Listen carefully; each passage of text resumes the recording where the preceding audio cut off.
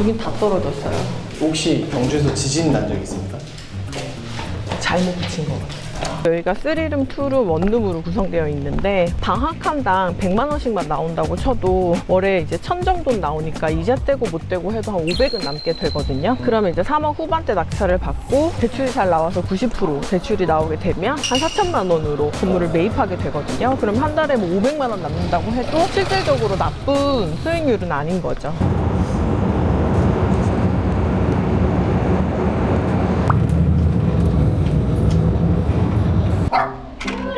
대표님 이렇게 개짖는 소리 많은 여기 어디입니까? 여기는 지금 경주에 왔습니다. 경주요? 왜 또 저를 끌고 여기에? 저희 수강생분이 낙찰 받으셔서 호스텔로 용도 변경하려고 현장 검토하는 날이라서 현장에 한번 와봤습니다. 경주면 원래 관광지로 좀 유명하잖아요. 그러면은 이 건물은 어디 관광지로 가까이 있는 거예요? 여기는 황리단길에서 걸어서는 한 20분 거리에 있고 차로는 한 5분 정도 걸리는 거리에 있는데 결론적으로 숙박업소가 모여있는 상업지거든요. 그래서 황리단길에서도 멀지 않고 그리고 또 호스텔로 용도 변경하기에 적합해서 저희가 오늘 현장 검토를 위해서 방문해봤습니다. 근데 경주까지 오실 필요가 있나요? 어차피 대표님 아파트 할 때는 겉에서 보고 다 끝내시잖아요. 근데 이제 다가구 같은 경우는 용도 변경과 인허가 과정이 있기 때문에 실제로 현장을 방문해서 어느 정도 비용이 들어갈지 어떤 식으로 용도 변경할지에 대한 내용들을 검토를 하고 들어가야 돼요. 낙찰 받으면 사실 끝이잖아요. 그래서 현장 검토가 되게 중요합니다. 인근을 둘러봤는데 다가구를 숙박업소로 용도 변경했거나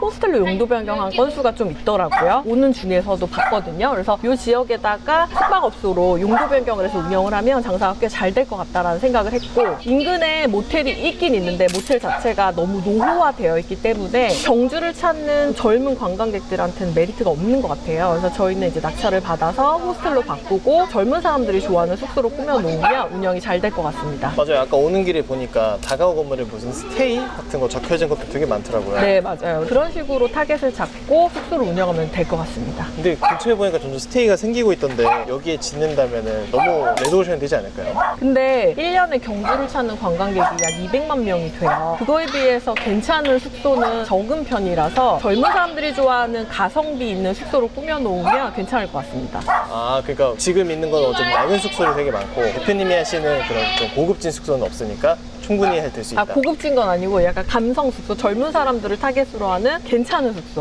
그러면 오늘 이 건물 보실 때 좀 어떤 걸 중점으로 포인트 보실 거예요? 용도 변경하는데 필요한 방화창이라든지 그리고 이격거리라든지 그리고 실제로 창이 나와 있는 방향, 채광 이런 것들을 좀 전체적으로 좀 살펴볼 거고 내부의 상태나 그리고 건축물 전체적으로 하자가 없는지를 좀 살펴보려고 합니다. 생각보다 볼 게 많네요. 볼 게 많죠. 그래서 꼭 현장을 가보셔야 됩니다. 한번 들어가 보도록 하겠습니다.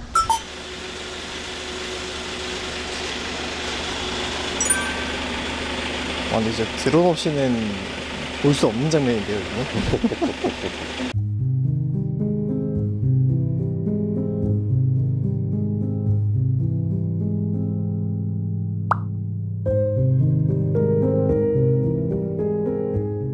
여기가 방화창이 괜찮아요.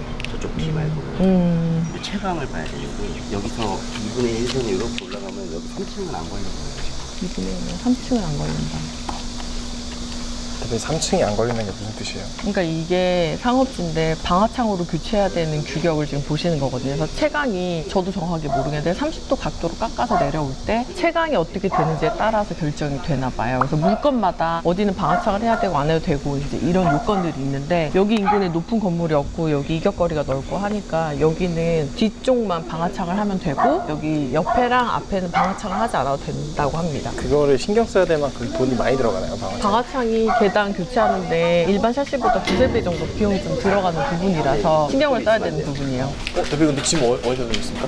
그 건축사님 차 앞에 안 들고 와야죠? 아 진짜? 모르는 거 보면은 타일 떨어진 거 빼고는 그래도 비교적 멀쩡하긴 한 것 같아요. 타일 어디 떨어지세요? 그 타일. 신축 건물에 들었는데 왜 타일이 떨어졌어요? 이게 완전 신축은 아니고 10년 정도 돼가지고 그런 것 같습니다. 여긴 다 떨어졌어요. 혹시 경주에서 지진 난 적 있습니까? 잘못 붙인 것 같아요.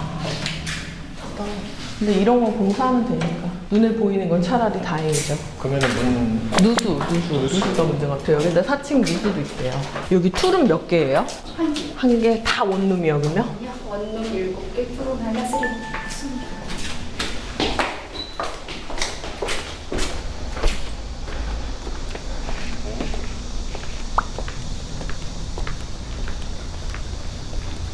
근데 이 위에를 방수를 다 해야겠네, 그러면. 드론으로 본 건축물인데 네. 여기가 명백히 불법인가요?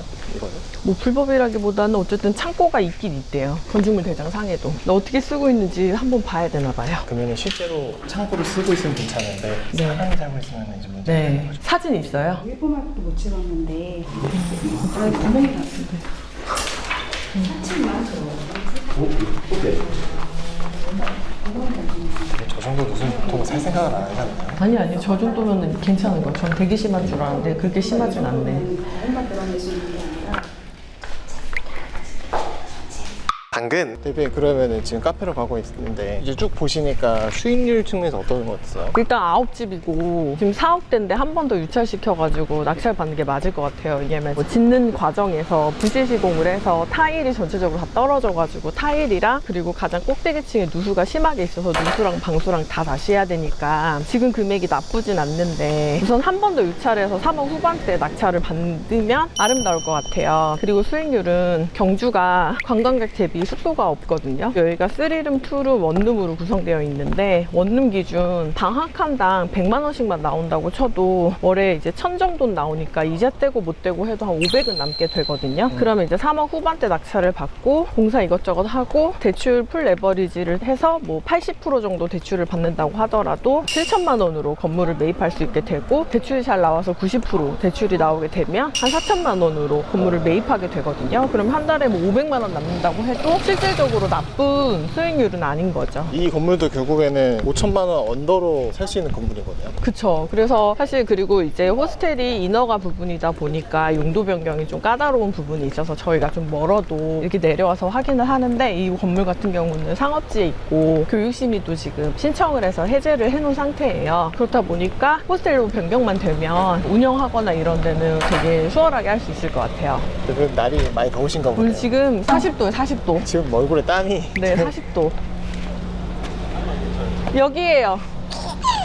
근데 지금 4층 누수는 위에 방수 때문일 가능성이 높을 것 같아서 위에 방수하고 정리하면 괜찮을 것 같긴 해요. 그 정도면. 제가 그 게스트하우스 하다가 그게 떨어졌잖아요. 세면대가. 그래서 거기 밑에 게스트가 깔렸잖아요. 그거 하면 안 돼. 그런 건 위험한 건 아예 처음부터 수리를 하고 시작을 해야 되더라고요.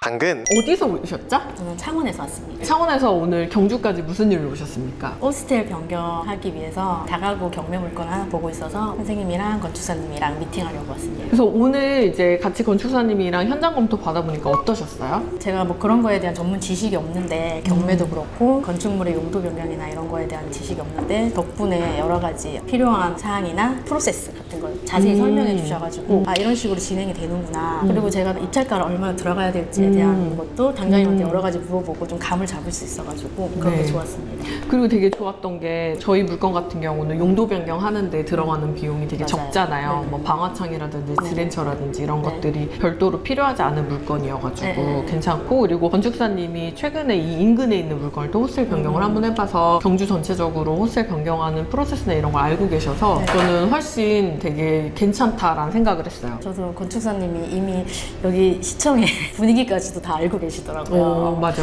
어느 과는 빡세고 어느 과는 좀 괜찮고 그래서 더 말씀드리면서 더 믿음이 갔던 부분이 있었습니다. 아까 건물을 같이 봤잖아요. 네네. 제가 봤을 때는 그래도 겉에서 봤을 때 되게 멀쩡했거든요. 물론 이제 눈에 보이는 하자가 좀 있긴 했지만 그런 거는 낙찰을 받고 수리를 좀 하면 되는 거고 건물은 좀 어떻게 보셨어요? 건물은 저도 오늘 건물 안에 들어가는 건 처음 들어가 봤거든요. 사진 보고 겉에만 봤을 때는 괜찮아 보였는데 안에 조금 타일이나 이런 하자 같은 게 좀 있어서 그래서 막상 보니까 좀 해도 될까 이런 두려운 생각이 들었는데 단장님이 이런 것들은 수리하면 된다고 이렇게 너무 쉽게 얘기하셔가지고 네, 그쵸. 우리가 문제라고 인지하는 문제는 문제가 아닌데 낙찰 받고 나서 생각하지도 못했던 문제가 발생하는 게 실제로 큰 문제거든요. 근데 타일은 우리가 이미 다 확인했으니까 그거는 뭐 공사하면 될 것 같고 그리고 4층에 누수 있다라는 것도 이제 얘기를 들어서 그것도 공사 진행하면 될 것 같고 그래서 건물이 생각보다 한 10년 정도 됐는데 나름 멀쩡해가지고 그리고 지금 타일 깨진 거라든지 이런 전체적으로 봤을 때 외관상 문제가 있기 때문에 원래 한 10명 들어올 것도 한 8명 정도는 못 들어오고 조금만 들어오고 이런 요인이 될 수가 있어요. 그러니까 저는 그게 안 좋은 걸로 보였는데 오히려 그걸 좋은 걸로 보시는 거예요. 네. 눈에 보이는 건 수리하면 되고 이걸로 경매 입찰 경쟁률이 낮아질 수 있다. 네. 그래서 아 또 그렇게 생각하면 그렇구나 생각을 좀 달리 하게 됐습니다. 그래서 오늘 전체적으로 좀 검토받고 네. 이제 입찰만 냅두고 있는데 낙찰 받으시면 호스텔 변경해서 숙박업 돌리실 예정이십니까? 네, 맞습니다. 꼭 하고 싶습니다. 근데 진짜 열심히 하시잖아요. 왜 이렇게 열심히 하세요? 제가 사실은 이렇게 늦은 나이에 아이를 낳았거든요. 오. 네, 그게 저한테는 선생님 말씀하시는 경제적 각성의 계기였던 것 같아요. 제 나이 40에 아이를 낳아가지고 그렇구나. 이 아이를- 요즘은 근데 마흔이 늦은 것도 아니에요. 요즘엔 그럴 수 있는데 또 생각해보면은 제가 근로소득이 끊어질 때쯤 이 아이는 이제 성인이 되잖아요. 그런 생각을 하니까 이걸 해서 조금 더 현금 흐름이 많이 발생하면 나중에 우리 가정을 돌보고 하는데 조금 더 도움이 많이 되겠다 그런 생각이 들어서 근데 우리가 이렇게 뭔가 투자를 할 때 남편분들이 항상 옆에서 남의 편들이 반대를 하잖아요. 어떠십니까? 제가 선생님 그러니까 에어비앤비 수업 처음 듣고 그걸로 이제 시작을 했는데 처음에는 남편이 이게 되겠냐는 약간 아, 에어비앤비 할 때. 이게 되는 거냐는 그런 의심의 눈초리를 그쵸. 보내긴 했어요. 근데 지금은 저희가 2개를 하고 있거든요. 잘 되시나요? 네네. 그래서 그 남편이 실제로 수익을 봤잖아요. 경험을 했고. 그래서 지금은 이걸 하는데도 굉장히 좀 같이 하고 있는 중입니다. 의심의 눈초리 처음 받았을 때 어떤 느낌이 있어요? 근데 저는 그때 의심하든지 말든지 약간 이런 생각이 일단 한번 해보고. 왜냐면 저는 당장님 수업을 들었잖아요. 수업을 들으면서 확신이 있었거든요. 이건 절대 손해 안 본다. 주말만 다 차도 절대 손해 안 본다는. 그러면 평일에 예약 차고 하면은 무조건 수익이 날 수밖에 없는 구조다라는 확신이 있었거든요. 그때 수업 들을 때 확신이 있었기 때문에 남편이 뭐 그렇게 생각하든지 말든지 난 한다. 이러고 그냥 했었어요. 그냥. 네. 그래서 이거를 4억대 낙찰을 받고 90% 대출이 나오게 되면 실질적으로 진짜 5천만 원 정도의 물건을 사는 게 되고 그리고 우리가 되게 보수적으로 봐도 순수익이 5배? 운영이 어느 정도 된다라고 해도 제가 봤을 때 순수익이 한 1,000만 원은 될 것 같아요. 될까요? 아, 되죠. 왜냐면 3룸, 2룸 있는데. 그래서 첫 번째 물건 요거 잘 낙찰 받고 세팅하고 매출 만들어 놓고 그리고 이제 두 번째 것도 보시고 세 번째 것도 보시고 이런 식으로 하셔가지고 현금 흐름을 다 만들어 놓으면 말씀하신 것처럼 근로소득만 수입으로 이제 있다가 좀 여유로워지고 그래서 이제 아이가 아직 어리기 때문에 나중에 좀 막막하다 이런 얘기를 하셨는데 그런 부분도 훨씬 이제 덜 불안해지게 되죠. 감사합니다. 네. 꼭 됐으면 좋겠습니다. 낙찰 되셨으면 좋겠어요. 네. 당근 여기 무선을 축구 대회를 해요. 그러니까는 얘네들이 20개 팀이래요. 그러면 한 원래 팀당 놀러 온 20명이 거구나. 온대요. 그래서 어제 그 할머니 숙박업소 아, 여기서 자는구나. 이런 애들이 와가지고 다 차는 거예요. 그래서 1년에 한 번씩 한다. 채울 수 있겠네. 여튼 고맙습니다. 감사합니다. 안녕히 계세요. 방금 수강생분이신데 현지에 사시는 분인가요? 완전 아니요, 이제 서울에서 내려오신 건데 아무래도 이제 낙찰 받기 전에 전후조사를 되게 열심히 하신 것 같아요. 그래서 인근의 숙박업소에서 하루 묵으시면서 여기 이제 장사가 어떻게 되는지 운영은 어떻게 되고 있는지 전체적으로 아주 낱낱이 조사를 하셨더라고요. 이런 수강생분들 보실 때 느낌 어떠세요? 잘 되셨으면 좋겠어요. 꼭 낙찰 받으셔가지고 호스텔 변경까지 해서 꼭 현금흐름 만드셨으면 좋겠습니다. 여기 보면 지금 에어컨이 달려 있잖아요. 낙찰 받고 에어컨 설치가 이미 되어 있기 때문에 이런 비용이 좀 굳을 것 같고요. 그리고 지금 보니까 가스 계량기 쪽에 보면 레바가 다 수직으로 올라가져 있어요. 아, 이 노란색 이거 말씀이시죠? 네, 그래서 이제 결국은 살고 계시는 것 같아요. 그래서 이제 9집 전부 다 살고 계시는 것 같고 다행히도 불법 건축물은 없어서 철거하거나 하는 별도 비용은 안 들어가는 것 같아서 다행인 것 같습니다. 아, 그러면 아까 그 타일이랑 4층 누수가 문제가 됐다 했잖아요. 네. 그런 것만 좀 고치면 이제 이상이 없겠네요. 네, 그래서 어차피 우리 시세보다 몇 억을 싸게 사기 때문에 눈에 보이는 타일 하자라든지 그리고 지금 약간 4층에 누수가 있대요, 임차인분께서. 그런 부분만 좀 수리하고 옥상 방수만 제대로 하면 물건 자체는 완전 나쁠 것 같진 않습니다. 그래서 자금은 되게 적은데 적은 비용으로 숙박업소 건물을 매입해서 하고 싶은 분들 중에서 되게 고민이 많으신 분들이 있을 것 같아요. 그런 분들께서는 경매라는 투자 방법을 통해서 이렇게 가능성이 있는 다가구나 건물을 낙찰을 받고 운영하는 것도 방법일 것 같습니다. 그래서 이 물건은 저희가 잘 낙찰을 받아서 호수질 변경까지 하는지 또 다음 영상을 통해서 보여드리도록 하겠습니다. 오늘은 여기 경주 온 김에 황리단길까지 가가지고 전체적으로 한번 둘러보고 올라가도록 할게요. 감사합니다.